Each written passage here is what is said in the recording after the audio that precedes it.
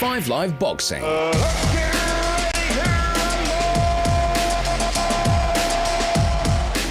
So hello and welcome to 5 Live Boxing. It's another Monday before a massive Saturday night of fights. Well, let's try again, shall we? Now, last Monday, well, you know the story. Conor Benn, Chris Eubank Jr. collapsed.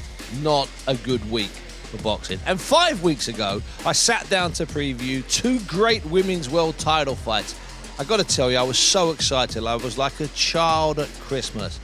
And then there was the death of Her Majesty. The show was understandably cancelled, postponed, moved back, whatever you want to say. Now it's back. It's just a few days away.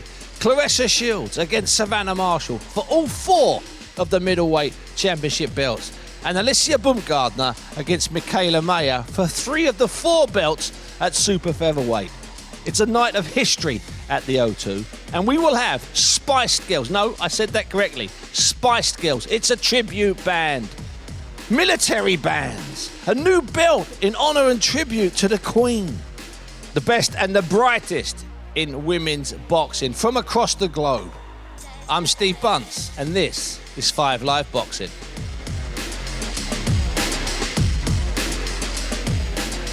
Now I'm joined, hopefully, to assess and look forward to a week of fights at the cursed O2 by Hannah Rankin. Now, Hannah, before we move into all of the fights and where you've been and what you've been up to, I've got to ask you specifically about the cut that was on your left eyebrow and your last fight when you lost your title. Talk me through that fight with Terry Harper and talk me through the cut, which, by the way, it's an odd thing to say. It looks lovely, that cut. Yeah. It's beautiful. Whoever did that, I'm loving that. I know, a massive, massive thank you to the lady that did it at 4:30 a.m. after the fight in the hospital at Queen's in Nottingham. She did an amazing job, and, you know, the 7 or 8 stitches it was, and you can barely see it now. And so I'm just massively thankful to her because, yeah, it was quite a bad cut. My first proper cut in 18 professional fights, and it would happen when I'm defending my 2 world titles.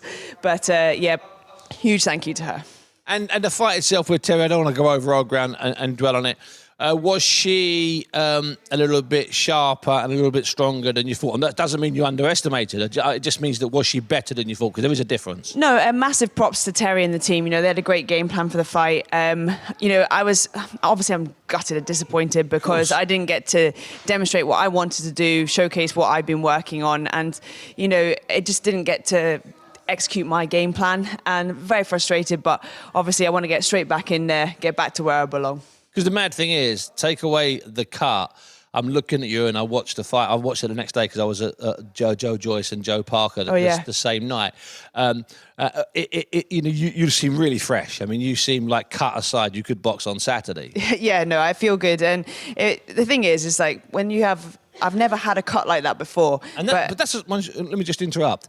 People don't get cuts like that. I mean, no. There are loads of great fighters that never had a cut like that. You appreciate that. It's not standard. I've never been cut before in my career, so obviously new experience for me. And also, you know, I started to not be able to see out my left eye, and you know I just couldn't see the shots coming at all, and it was incredibly frustrating because I know later on in the fight, you know, I managed to land some really good shots on Terry, and I wanted to capitalise on them, but I couldn't judge my distance. I just couldn't see. So you know, it's very frustrating because that's not me as a fighter. That's not what I wanted to show. So I can't wait to really get back in the ring and do what I do best. Hey, listen, you know, you've been there before. You know, you are close to unique in our... I'm not just saying this because you're here. I've said this before. You're close to unique in our business because you've never been protected. You've never got to one of those 14-0 records against 14 people that you've beaten comfortably without breaking a sweat. You've had it hard. Your record's hard. You've shared the ring now with some really good fighters. Let's get it right. Absolutely. You're getting close to having shared the ring with sort of 5 or 6 of the top 15 from the last few years. So you're doing brilliant stuff. Right, I've got to ask you before we talk about the fight, and I went down to speak to Michaela Mayer. I'll talk to you about that in a moment.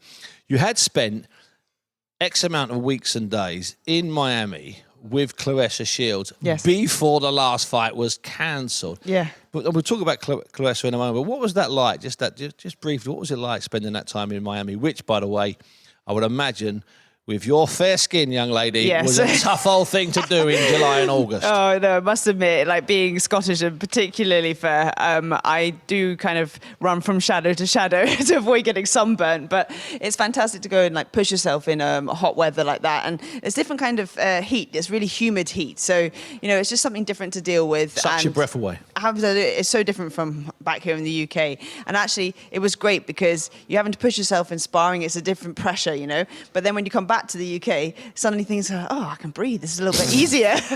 But it was fantastic. And of course, it's always great to work with Claressa. It's fantastic sparring and just a chance to always level up and learn new things. And before we hear from Michaela, when you left Claressa, which I'm assuming was about 10 or so days before the fight itself. She left to go back to the UK the day before me.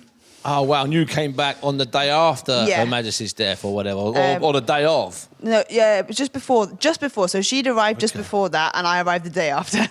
And then we get the catalogue of events which lead to the show being postponed. But it wasn't straightforward, that show being postponed. There was a 25, 26-hour period where things were discussed. And I wanted to really sort of get to grips with that time, that crucial element. So last week I popped down to a gym in Bermondsey. I think it's called the Bermondsey Boxing Gym on Tower Bridge Road. You probably know it, Hannah. So I popped in there to see Michaela Mayer, who's back in town.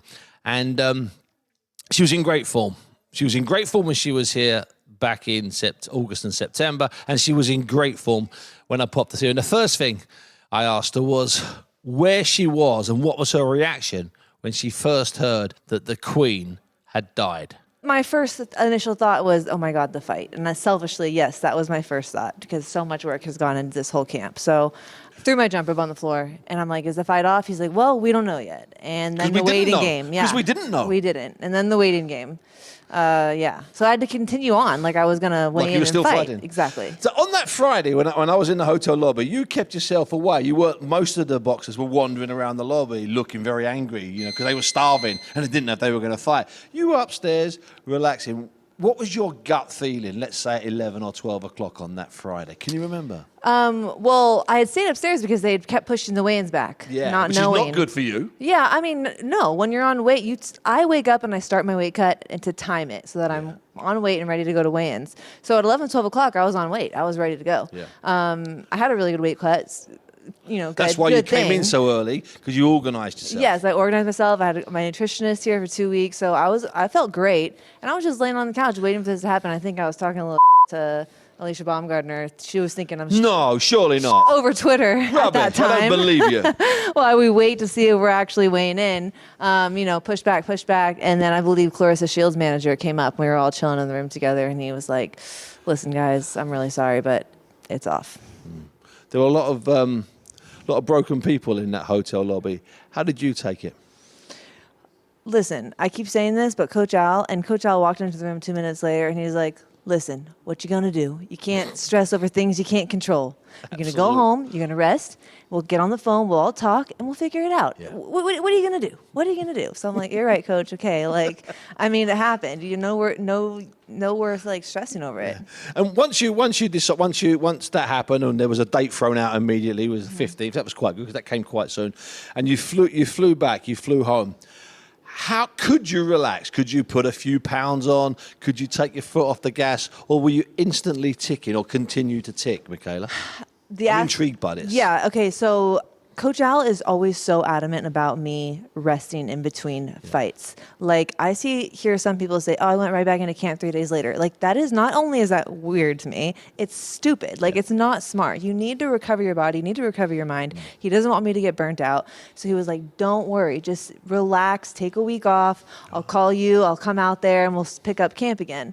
And so then, a week in, I'm like starting to get itchy. Like, okay, I really need to get back now. So, I start doing my runs, my lifts, and I'm going in the gym, nothing hard. And then Coach Al comes out the following week. All he said is, we need 8 sparring sessions to re-peaky for this fight. Just 8 sparring sessions. And it makes sense. And I feel great. I rested, I recovered, and I re-peaked myself. And that's a skill to be able to do that. So you had to obviously watch what you eat. I mean, I'm sure you watch what you eat all the time. So how much could you let yourself, quotes unquotes, go? How much could you relax? I didn't when it came to my nutrition. I kept up my diet, and once I already hit the weight, I already hit 130. So once you get there, it's easier to maintain. The work is, to really get down to that. And I came down nice and slow and easy. It's not like I had a huge cut where I dropped 10 pounds in one day. I came out nice and easy, so my body was able to hold it. And I just kept it. I stayed around 140, 142. Like, I think the highest I got was 142. So, yeah. So here we are right now. We're still a week out from the fight, 8 days out from the fight. How do you feel right now? And which is a question I don't ask in fight week because everyone's got to feel good in fight week. But because of this unusual sort of 28, 35-day delay, how do you feel right now?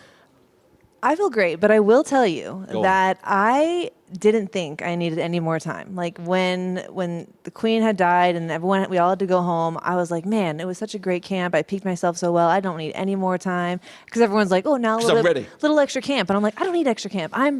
Was peaked myself perfectly. I did everything right.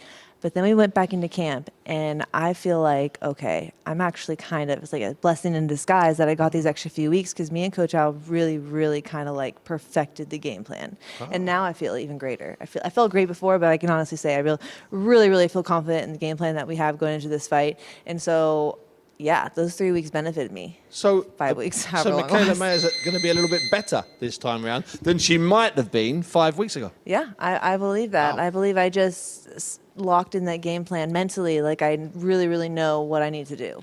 And what about Claressa Shields? Have you had any conversations with Claressa? Do you know if she's experienced the same stuff as you? A bit of a week slowly off, but come back. And is she feeling the same way? Do you know? No, I think that she also took a little bit of a break. She's experienced, smart. She's done this before too. She knows that she doesn't need to burn herself out. She looked at me, I think, right after that was announced, and she's like, I'm taking a week off though. I'm like, oh yeah, me too, for sure. You have to. I heard Savannah did the same thing, like any smart athlete would. You have to. Yeah, and you're right about the rest, because it's been a long time since you first walked into a gym. It's been a lot of major tournaments. It's been a lot of major fights. It's been a lot of pressure. You've got to turn your head off, haven't you? You have to. You really, really do. And like I said before, it's really not just about the body, but it's about the mind. Like, you don't want to get burnt out. And it happens to so many boxers. Coach Hal has seen it so many times. And so peaking myself for this fight and having to do it again, that came experience. I had to really, really use my experience in this. And obviously my corner, Coach Al knows what he's doing. Yeah.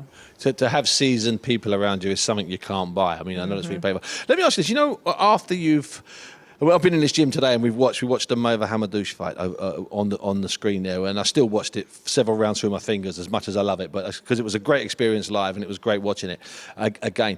After a fight like that and after a camp like that, do you need time, Michaela, to calm down before you become Michaela again? I mean, how long after a fight are you still a little bit, just a little bit? You know what I'm saying? You obviously recognise it because you're smiling. You know what I mean? Does it take you a few days or maybe even a week? I think I become Michaela after my fights. Like, I go back.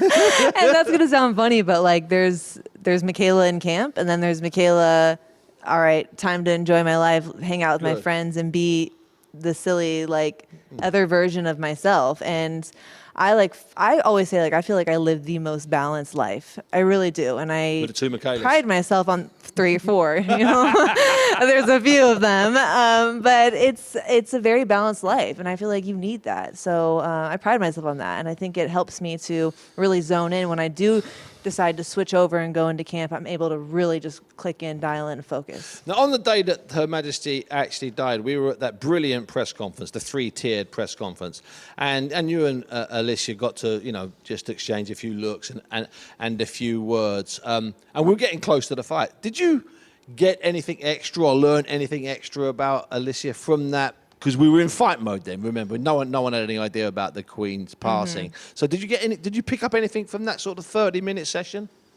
Anything different? The press conference? Yeah, you remember? I think the press conference was the most dialed down moment that me and Alicia had together. Yeah, it was weird. I think she sort of followed my lead in that whole moment, because I wasn't about to make a big deal. I feel like at that point, everything that I needed to be said was already said. Yeah. I had already said everything. She knew. She knew what I wanted. She knew what I was coming for. She knew how I felt about her. So there was just no need to say anything else. I was ready to fight.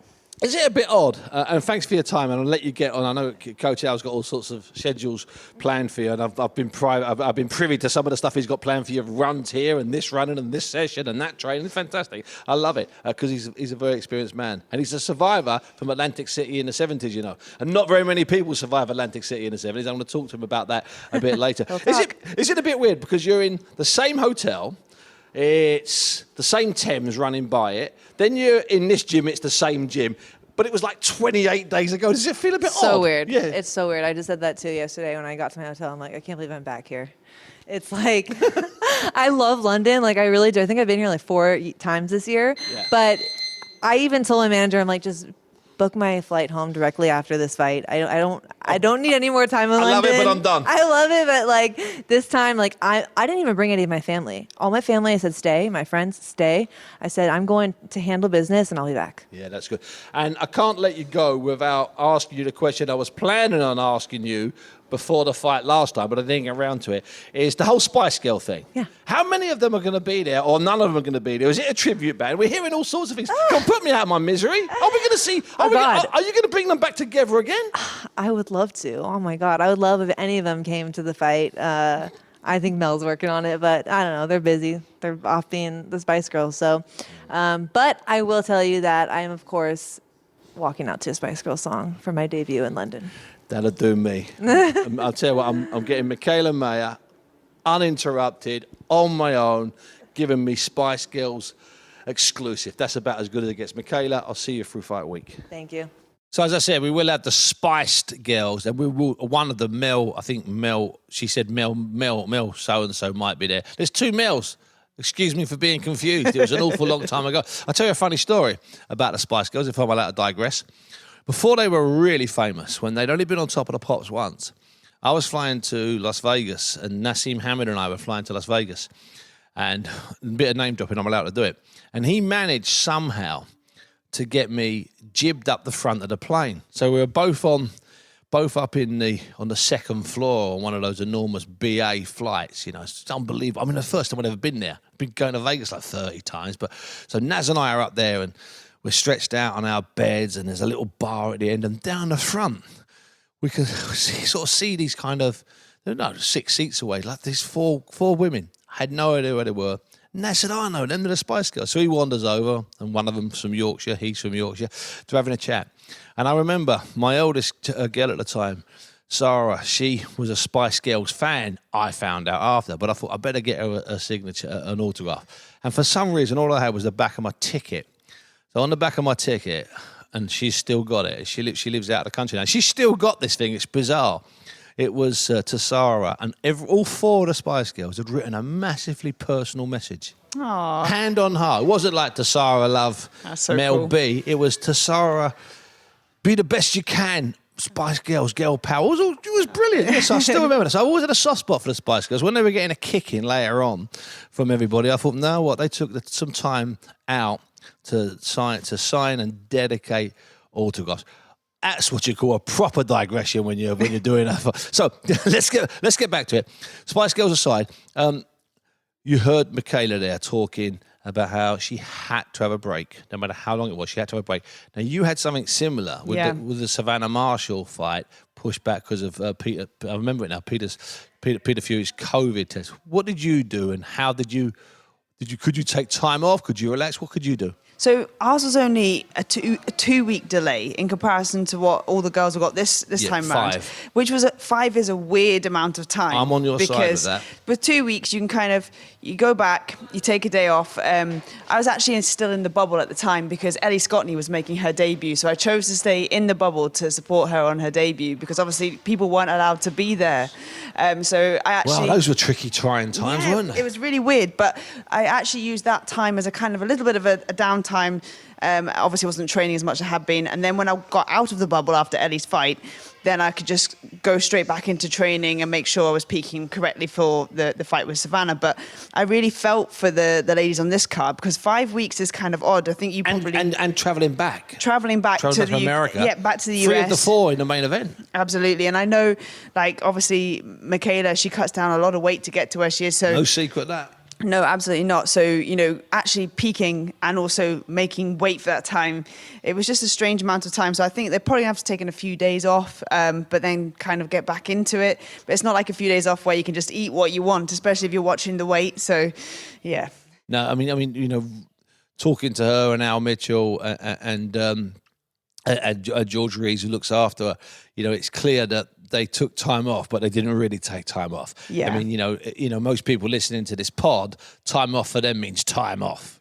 Bosh, get your feet up, get your shirt off if the sun's out, and order something from the bar. That's what it means.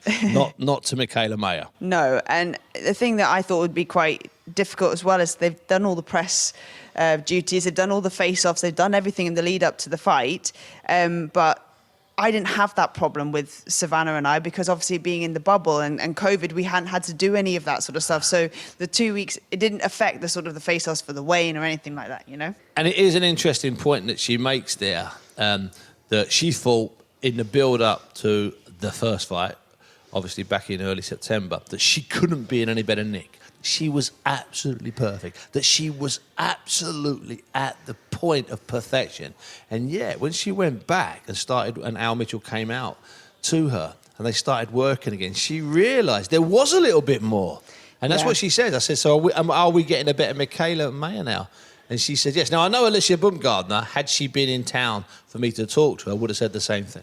Yeah, and I know Claressa has said the same thing to me. She's actually feeling very blessed that she had the extra time and that she's actually now in even better shape than she was before. So she's actually she's happy about it now. And there's always that extra little bit of time where you can just refocus on a few more things. And yeah, she's actually feeling in even better shape now. So that's a really unique situation. So I'm assuming Bumgardner will do that. You're giving testimony there from Claressa. We got testimony from Michaela. I know that Savannah will return that, because Savannah's camp was good, but she admitted to us it hadn't been perfect. There had been some problems. She'd had some horrible days where she didn't want to spar, which is standard camp stuff. Absolutely. Anyone that tells me camp went great all the way through, anyone that tells me that's in a 6 or 10 week camp they didn't have a bad day sparring, well, they're basically a liar, Hannah, aren't they? Yeah, I mean that nicely. Absolutely. I mean, every fighter wants to say, "Oh, I've had the best camp ever," and it's a standard response, because you're not going to let on that you've had little problems in the lead up to it or whatever. But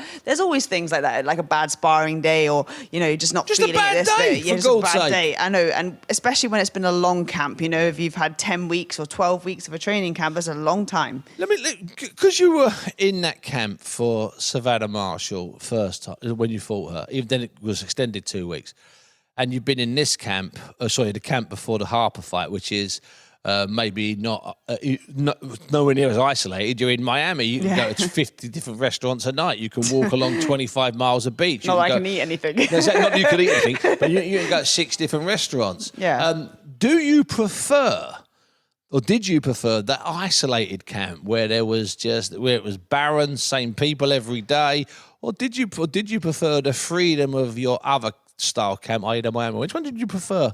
Which one do you think, honestly, because you're smart, is better for the boxer? So I think because of the way that I've started and always done my career, I've traveled a lot for sparring. Okay. So for me to get away to different gyms and find that have a different pressure of being in a different environment, I think that helps prepare me really well for a fight. However, for the Savannah fight, because we were in the one place and there wasn't the guarantee of other fights or anything else happening, it was like the full focus was on that. And for that one, I was stepping up to middleweight, and it was a big fight for me. So I actually appreciated the sort of isolation, but then the gym wasn't busy because it was in the middle of the pandemic. Sure. So it was really isolated. So in that way, it was very beneficial to be super, super focused. But then again, I do appreciate the different environments to go and train in, and you have different pressures when you go into different gyms because everybody's watching to see what you're going to do. So, it gives you that sort of, almost when you go to a different gym to spar somebody new, it's like that just before the fight nerves, because you don't know, you've got to go out there and showcase what you're actually about before you're kind of accepted into the gym and relax, it's all that sort of thing. So it's good experience. No, listen, so there's plus and minuses for both. Absolutely. Let's still just briefly, before we move on to Claressa and Savannah, which is an exceptional fight in any era for any gender. Let's get this absolutely right, and that's something I want to keep on pushing. Bumgardner against Mayer. I love this fight, and I know they genuinely dislike each other. This is not cardboard, petty hype. It's something's happened, and I think it's because Bumgardner maybe resents the idea that Mayer, the kind of pin-up style girl of world boxing, who's lots of women, let's get this right, I'm not suggesting you, but lots of women have got a little bit, have got a little bit of resentment for Michaela Mayer. And yet when you actually look at some of the stuff she's done and some of the people she's beaten and some of the fights she's been in, it's slightly unfair. But I understand why, different outfits and all the rest of it. I understand all that. But Bumgardner doesn't like her. And Mayer's a little bit annoyed with her as well. How do you see that fight going? Well, when I heard that was going to be the co-main, as a total boxing geek, I was really excited about it. But I think, because, I actually have been following Michaela Mayer for quite a while, and I really admire her as a fighter. She's got an incredible work rate. And that fight with her versus Hamadouche, that was a brilliant fight. It was staggering. It was just really exciting to watch. But then again, I was speaking to people in America, and they were talking about Alicia, and they'd actually said they pegged her as one to watch ages ago. But then, of course, I think she lost her trainer, and she had change of trainer, and I think there was an injury or something. There was a delay or something, and then she kind of went quiet, and then she came back on the scene with that great, incredible knockout of Terry Harper. Yeah. So, I'm excited about this. It's the same sort of thing as the main event, with kind of like being billed as boxer versus puncher. Yeah. But for me, I just see Michaela winning this one on work rate and potentially a late round stoppage. That I'm not sure what the bookies have got on that. I think Michaela might be the bookies' favourite, but a late round stoppage I would imagine, be a sensational bet. What I found about both Bumgardner and Michaela is that I think they're both underestimated in some ways. Let's get that right. I think Bumgardner is not just a banger. I mean, it was a great stoppage of Terry Harper. She's got a great style. She's got a great style. She's got a great work. And it's interesting, when we were in the gym last week, Hannah, we watched the entire we watched Mayer's last two fights. They were on a big screen, which is really weird when the person you're watching skip or hit the bag behind them is illuminated, massive, almost the size of her. Yeah. There she is, a 4'10" version, and here she is, a 5'10" version skipping, and there's a 4'10" version on the big screen, bashing up or having a fight with Hamadouche, and then beating Jennifer Han, winning every second of every round. There was several occasions there when the referee could have understandably stepped in. She wasn't happy with that performance. I don't know why. She was happy with the Hamadouche performance, and yet in the Hamadouche performance, she has to have a fight, because as Al Mitchell said to me, telling her to box wouldn't have been enough. So I know they can both adapt. I think it's a brilliant fight, and I think it will. I'm going to whisper it. I think it will be the fight of the night. There's nothing. It's not sacrilegious to say that. How do you see it ending? That's what's called being put on the spot. You think Mayer could get a late stoppage? Yes, but I just keep switching either way. But I started with Mayer on points, but I'm just thinking, with the extra time and stuff like this, and the way that she's talking, I feel like she's going to be wanting to push for that. So obviously with the needle as well. Yeah, and there is needle. But then they've got two completely different styles. Like, they box very differently. And it's the same thing with Claressa and Savannah, two completely different styles. And I just think, like I say, styles make fights. And these four girls going together, it's going to be, they're just going to gel really nicely, and we're going to see some exciting things. But I'm going the late round stoppage. I'm going to go with your initial prediction, which was Mayer on points. But I would not be at all surprised if Bumgardner can nick it. I would be amazed if it's easy. Oh, no, it's not. No matter how it ends, I would be amazed if it's easy. Okay, so you went to Miami, and you were with Claressa preparing for this fight when it got pulled off. How were the weeks or days or months when you were in camp with her first? Just let me take you back to the heat, get you breathing again. Sweating again. It was brilliant. It was very good to be back out there. I love the vibe in the American gyms. It suits me, and I spent quite a bit of time in America now, and it's always good to just see people, and obviously always great to catch up with John David Jackson as well. I've got a lot of time for him. I think he's a fantastic coach, and he's got some great stories. But it was fantastic. fantastic to get the rounds in with Claressa. Every time we get back in the ring with each other, like, I've improved, she's working on new things, and we go for it, we do the rounds, and then afterwards we'll sit down and we debrief our spar together. That's we interesting. go through what, she always gives me some great advice, and I've said this from the very beginning. I think she's going to be a fantastic trainer one day because she's a very good teacher and likes to give a lot of information, but it's very solid information, good information, and stuff that you can like talk about and look at and see. You can see it when you watch back the sparring. So Claressa Shields as analyst, that's a good one. Because you're on record, and you've been on record for a long time, talking about how her boxing skills are underestimated. People Absolutely. just assume that she throws lots of punches and she keeps coming and throws lots of punches. Her boxing IQ is something that people, I think, like you said, underestimate a lot. She doesn't do anything for no reason. There's a plan behind everything that she does. She's got a great judge of distance, timing. And she does throw lots of punches. She's a combination puncher. If you let her get started, she'll just go and go and go. And she's explosive like that. But she's also, there's a lot of thinking involved, and she's setting things up, and she's doing, and that's where John David Jackson actually comes in. He allows Claressa to work, and like they discuss things, and they have a very calm corner. So does Claressa have more power than Claressa's record suggests she has? I think so, yes. I think sometimes in her earlier fights, too eager to get the stoppage. But then again, I don't think we should be so negative about people winning a fight by boxing. And instead of it, like Floyd Mayweather didn't stop anyone for about 42 years. For God's sake. And I think people get a little bit het up on the idea of stoppages being the be all and end all. I think you're absolutely right. Yeah. And I mean, it's no secret. If she did maybe throw fewer punches and set her feet a little bit, but then it wouldn't be Claressa, would it? No. That would be a different type of woman. One of my criticisms of her, maybe, and again, we've got a nitpick here, was especially a fight in February in Cardiff. Yeah. The 10-rounder. Sometimes she lets her hands go too much. Sometimes the first shot misses, and then she'll still let 2 or 3 go. It's almost like she's set herself, this is going to be the 4-punch combination ending with a right hand. This is going to be the 5-punch combination ending with a left hook.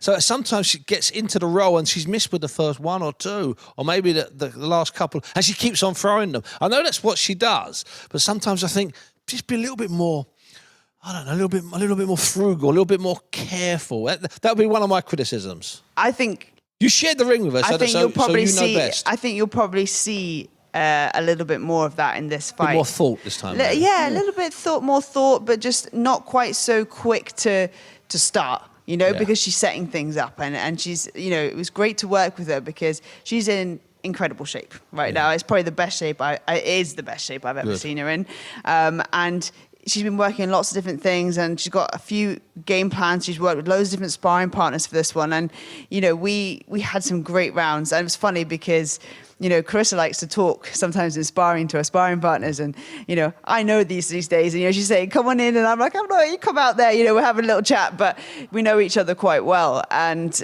we're always trying to do different things, to work on different things. And there was one point we were trying to work on the same thing at the same time, which was quite good. It was quite good. But I think you're going to see a little bit more of a thinking Claressa in this one, because she's got big things to set up. Which I think that she'll have to be smarter. Absolutely. To beat Savannah. Well, she'll have to be a smarter, real step up an opponent absolutely. from her last one. Yeah. Absolutely. Definitely. Absolutely. Yeah. And listen, with all of your women's, your bouts go up and down. You can fight the best girl in the world, Claressa or Savannah. Then the next time you can fight someone that is not that good, and you can breeze through it yourself. So that's the roundabout. Listen. The men have had that as well. Yeah. Don't imagine it. Sometimes I hear people going on, "Oh, the women, some of the standards like that." And you think, have you ever looked at some of the guys people have fought in title? Have a look one day at the 2 men Joe Frazier fought, right, after beating Muhammad Ali in the fight of the century and before losing to George Foreman. One guy was called Ron Stander and the other guy was called Terry Daniels. When you look at them and look at their records, you'll go, how did these these two ever get a world title fight against the guy that had just beaten and dropped Muhammad Ali? So trust me, the old roller coaster works both ways, sister. Savannah Marshall, you shared a ring with her. Yep. And she's a different type of boxer, very different to Claressa. Doesn't throw half the amount of punches, sets up stuff, likes to load up, fights the way. When you fought Savannah, did she surprise you with how she was so intent on just taking people out? I think so. At the beginning of the fight, I think she wasn't so intent. In the first 3 rounds, I felt like I won the first 3 rounds of the fight with coming in with the jab and things like that. And then when she started to sort of apply being the bigger fighter, actually use her attributes in the fight, then definitely. That's when I started to really notice like the intention coming together. And, you've seen her as we've gone through her career, her confidence has really increased. And I think obviously huge props to Peter Fury because he's helped build her confidence, and that's been a big part of getting her to this position now for this massive fight.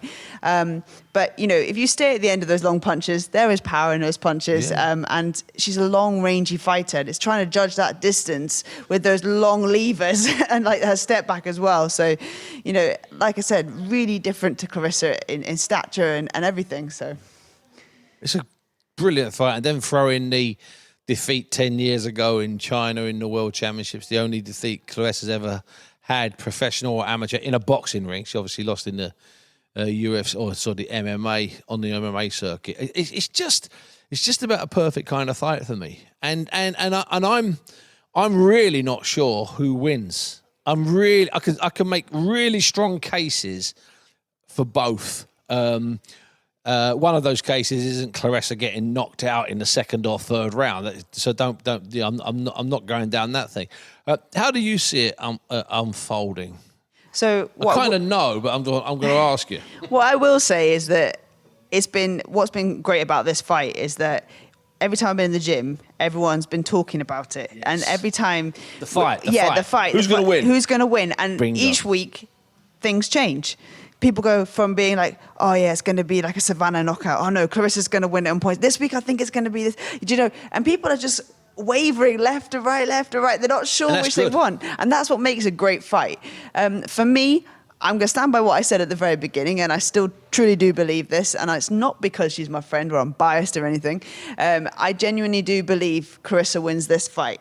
And I believe she wins it by points. And it's just because of her ring IQ and her experience in the pro ranks, the fights that she's been in. She's been in these pressurized situations even more than Savannah has, and that will definitely add. And she feeds off these occasions. Yes. So it's going to be an exciting fight, but I see her taking the win on points. And it's a special night. Not easily, of course. There are still tickets available. In fact, there's some £25 tickets available because the promoters obviously want it to be, not only is it a night of history, all women's card, 2 fantastic top of the bills, and lots of colour, lots of respect paid to Her Majesty. Obviously, the WBC have come up with an Elizabethan belt, which is a lot of fun. Don't get me wrong. So I think it will be an event, and we need and let's hope there's not an empty seat in the place. Let's get it right. And I think we'll get something special. There is a definite case that Claressa can throw too many shots and make it ugly and kick close and move away, and it's the bell's gone, and do the same in the second round. And all the time Savannah's trying to set up. Of course, there's also a case that Savannah's not going to work, not going to sit and wait, that she's going to work as well, pummel out her big jab. I saw a little bit of her training. On a day we went to see her, we actually went up to the gym where she had a whole day up there and watched a little bit of the sparring, and she had a bad day. Not in the sense she was getting knocked around in a ring. No, she wasn't. No. But she said after, she said it was a really bad day. She had and she wasn't in a great mood. She sat down with her. She did nearly an hour with her sitting down, and that was really, I thought it was really professional because she held her hands up. It just was a bad day. She was great the day before. She might have been great the day after, but that was just a bad day. She wasn't right. And I mean, it was a point when Paddy, the producer, and I were like looking at each other saying, I don't know if we should make an exit here, because she admitted it was a bad day. Yeah. Just a couple of weeks before the fight was meant to be, and after that she had great days, and that's what happened. That's why I got That's why I asked you earlier on about anyone that tells you the camp's gone brilliantly. Yeah. No. There's always stuff that goes wrong. Absolutely, absolutely. So basically, Hannah, we've got with Lauren Price and Claressa Artenstall and all of the other Caroline Dubois. I forgot Dubois. So I'm really excited about that fight as well. There's something like 6 Olympians on the bill or something obscene like that. Crazy. Including 3 gold medalists in the sense that Claressa twice. We've never had that. So it's history. It's tick. I think it's going to be a great night. Listen, Hannah, it's been an absolute pleasure. Thank you so much. A delight having you here. It's great that your eye is near enough gone. In fact, from the end of the sofa here, I could barely see it, but then I am losing my eyesight. So we won't brag about my vision. Hannah Rankin, thank you so much. Thank you very much for having me. So we hope that this is going to launch a fight week, because twice in the last 5 or 6 weeks, we've had really optimistic Mondays, only to come crashing down on Thursday and Friday. This week is going to be busy, and I just think it's going to be extra spicy, extra spiced as we get closer and closer to it. Bumgardner against Mayer is a great fight. Shields against Marshall is one for the history books. Stick with us. We will have more pods. There will be shows on 5 Live, and we will be live on Saturday night from the sold-out O2, because it will sell out. Thanks for being with me. Thank you. Let's get ready to rumble! 5 Live Boxing.